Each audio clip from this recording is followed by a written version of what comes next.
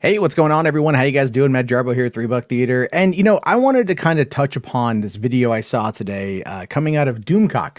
Surprisingly, I know, once again, Matt, you're talking about Doomcock. What you doing? You know he's a liar. You know he's a grifter. So why talk about him? Well, here's the thing. I don't normally watch Doomcock content. The reason why is because I don't like to be lied to or watch liars on YouTube, especially when it comes to pop culture and entertainment news. Doomcock is absolutely a liar, a faker, a grifter who's pushing the culture war as a way to fill his pockets and get out some of that, angry white male rage that we were hearing about this week coming in from the United States military. That being said, this latest video talking about the Lucasfilm Civil War, it allegedly being over, and Favreau having been the victor, is all predicated on an Atlantic article that speaks favorably of Jon Favreau and the work that he's done over there at Lucasfilm. Here's the thing with that, though. The comments are about the sequel trilogy, obviously alluding to Kennedy's mishandling of it and the success of the Disney Plus shows. Never mind the fact that we still have 3 movies that are in active current development. Rogue Squadron just announced that it's going to be getting a writer. The newest writer was just announced literally a few minutes ago. And that's a guy by the name of, what's his name? It's Matthew Robinson is the guy's name. And he's also writing the Edge of Tomorrow sequel. So that's an active development. It's going to start shooting early 2022. Taika Waititi is making a movie. Kevin Feige is producing a movie with the writer from Loki and Doctor Strange and the Multiverse of Madness. They're doing a movie. So on the movie front, it's all steam ahead on the movie front for Star Wars. It's all steam ahead on the TV side of thing for Star Wars. Star Wars is actually in a really good place. So where exactly is this Civil War? Where is the proof of this Civil War? It is tackling mediums on a multitude of different fronts. Hell, Ubisoft is now doing a open world Star Wars game that we know of. And I mean, again, across the board, the War for the Bounty Hunters, that comic arc right now is doing really well. Where is the problem? Where is the Civil War? That becomes the biggest question that Doomcock never seems to really address. It's always saying, where I have my spies, like he's, like he's Littlefinger in freaking Game of Thrones. Although all things considered, he's the other guy, the guy who doesn't have his testicles. Varys, that's his name. But that being said, in this particular video, he mentions a couple things that I just kind of want to touch upon here that I found was really interesting.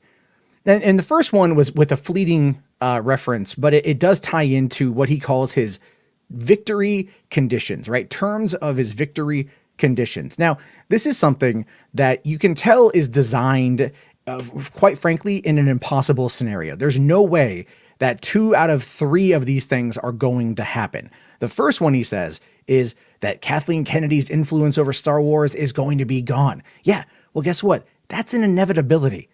That's an inevitability. Whether or not they choose to renew her contract this year, I don't know if they will. I'm thinking they're probably going to. And her eventually retiring and stepping down, that's an inevitability. So inevitably, she'll leave. And when that happens, the fandom menace and people like Doomcock will pull out that hashtag Doomcock was right, and they're going to call it a win. It ain't a win. It's an inevitability. It's something that they can claim that they've won on. But again, they have no real proof to back any of that up. And I mean that like literally. Secondly, he talks about how the decanonization of the sequel trilogy needs to happen.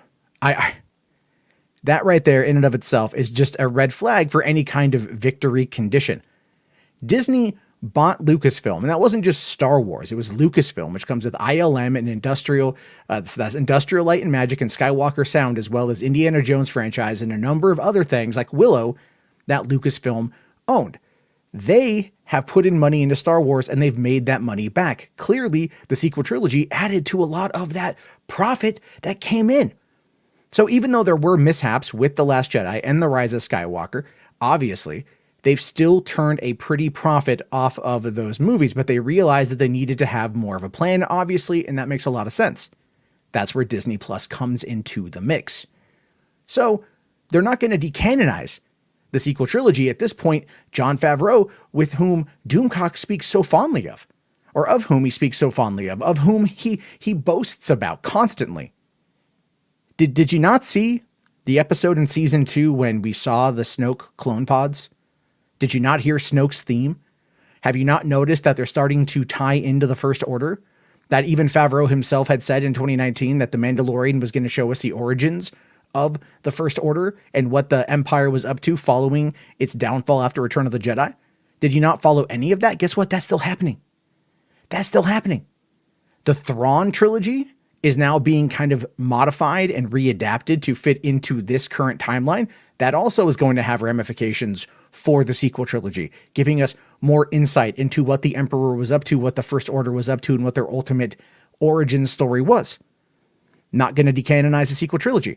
Disney just, in the last couple of years have been creating content specifically for China in the forms of books in order to make sure that they can get a large swath of Chinese fans, because guess what? Over 400 million people read ebooks every single month. And so what they're doing is they're having specifically Chinese-centric, Chinese-focused Star Wars stories written by popular writers in that country as a way to build up a fan base that will eventually tie into and lead into the prequel trilogy.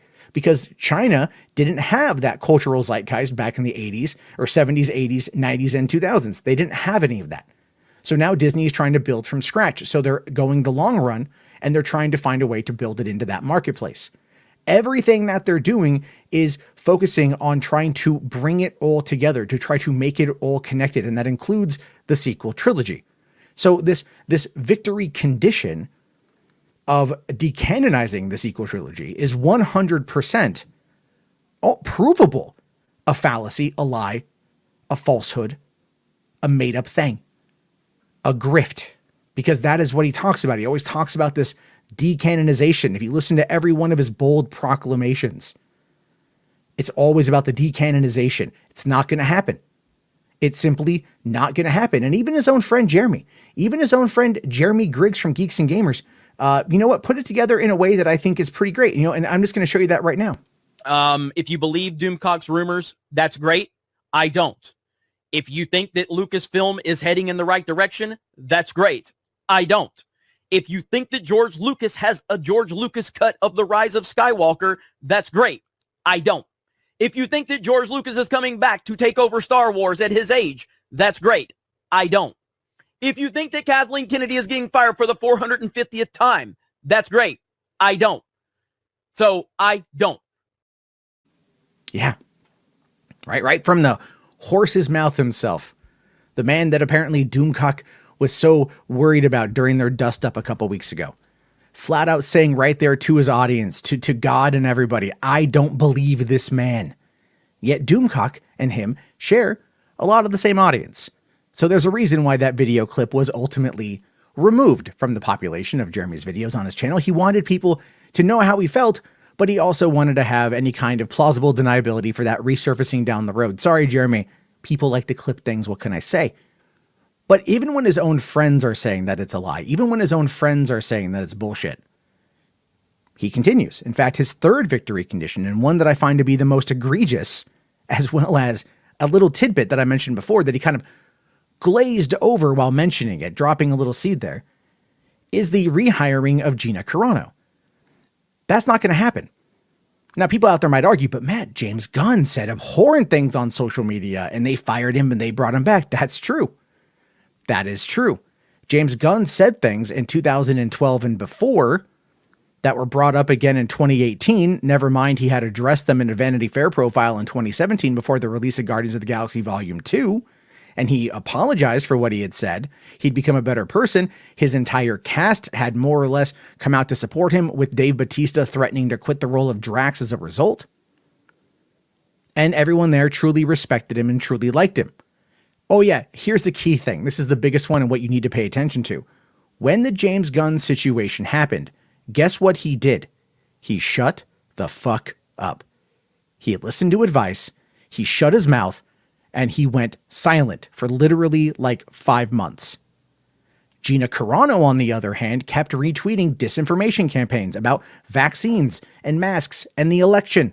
Things that were provably false, things that were provably lies.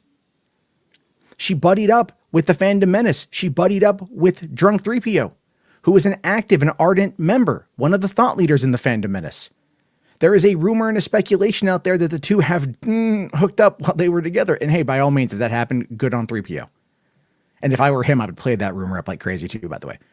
I'm just saying, it's like James Gunn didn't run to his defenders and start throwing shade at the parent company, at his friends, at his boss. He shut the fuck up like a professional. Gina went to Ben Shapiro and became a coupon code for 25% off your membership to the Daily Wire. She became a meme. She became a joke. And that's the reason why, even jokingly, I want to sell this shirt. The Gina Carano did everything wrong shirt. Because she did, in regards to her career and getting back into Lucasfilm. That will never happen. But what's really funny is that Doomcock, again, this little passing line that he said was that she was seen on set of a Star Wars production. Not clarifying what, not clarifying when, not clarifying how, not clarifying any information, just a little line of dialogue that he snuck in there to kind of back up his point.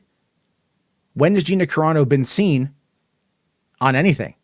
What are they shooting right now? Well, they're shooting The Acolyte early next year. They're shooting Cassian Andor in the UK. They're shooting Obi-Wan right now in LA. The Book of Boba Fett wrapped up, and apparently Mando Season 3 doesn't start filming until the end of this year, and I'm assuming Ahsoka's going to film sometime before then. And apparently Rangers of the New Republic is being put on hiatus for the moment while they retool it. So what Star Wars production was Gina Carano supposedly seen on? No movies are currently in active production. Nothing is currently being filmed. Nothing that she would be involved with is happening. And I'm pretty sure, given everything that's going on, she probably wouldn't really be allowed on set.